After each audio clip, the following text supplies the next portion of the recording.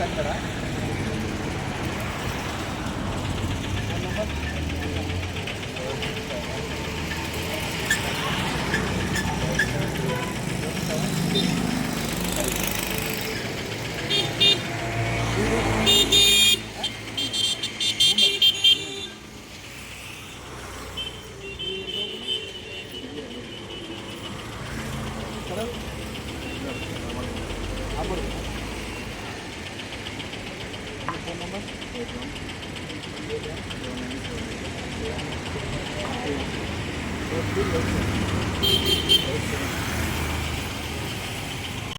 ప్రభుత్వం ప్రవేశపెడుతున్న అసెంబ్లీ బడ్జెట్లో యువతకు 30% బడ్జెట్ కేటాయించాలని ఈరోజు కేంద్ర రాష్ట్ర ప్రభుత్వానికి DYFI జిల్లా కమిటీ డిమాండ్ చేస్తుంది.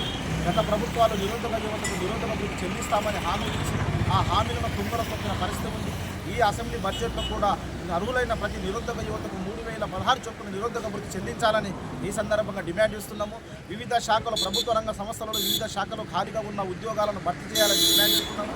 ఎందుకంటే ఈరోజు ఫీజు రియంబర్స్మెంట్ రాక కూడా ఈరోజు డిగ్రీ కళాశాల, బీటెక్, ఇంజనీరింగ్ కళాశాల యాజమాన్యాలు చాలా ఇబ్బందికి గురవుతున్న పరిస్థితి కనబడుతుంది. కాబట్టి ఫీజు రియంబర్స్ కూడా సకాలంలో చెల్లించాలని కూడా ఈ సందర్భంగా డిమాండ్ చేస్తున్నాము. అలాగే యూనివర్సిటీలో ఉన్న నాన్ టీచింగ్ పోస్టులను భర్తీ చేయాలి. అలాగే గురుకులాల లాంటి జూనియర్ డిగ్రీ కళాశాలలో కూడా లెక్చరర్ పోస్టులను భర్తీ చేయాలని ఈ సందర్భంగా డిమాండ్ చేస్తున్నాము. ఎందుకంటే నిరుద్యోగ యువతకు ఇప్పటి వరకు ఉద్యోగాలు రాక వారి యొక్క ఆత్మస్థైర్యాన్ని కోల్పోయి ఇబ్బంది పడుతున్న పరిస్థితి కనబడుతుంది. ఉద్యోగాలు రాక వివిధ పట్టణాలలో కోచింగ్ తీసుకునే లక్షల రూపాయలు ఆర్థికంగా నష్టపోయిన పరిస్థితి కనబడుతుంది. కాబట్టి రాష్ట్ర ప్రభుత్వం ఇప్పటికైనా యువతపై దృష్టి సారించి అర్హులైన ప్రతి నిరుద్యోగ యువతకు ఉద్యోగ ఉపాధి అవకాశాలు కల్పించాలని ఈ సందర్భంగా డిమాండ్ చేస్తున్నాము.